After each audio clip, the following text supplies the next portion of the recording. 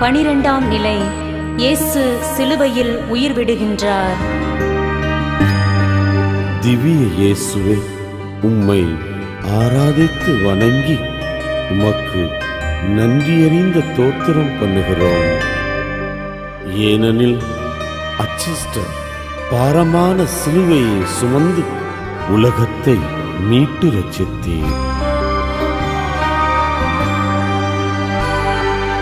உருவோடு உயிர் தந்த இறைவனின் ஒரு கொண்டு வந்த புதல்வனின் உதிரத்தில் புதிய உடன்படிக்கை உலகத்தை மீட்கவே செய்தீரே. உயிரையும் சிலுவையில் தந்தீரே.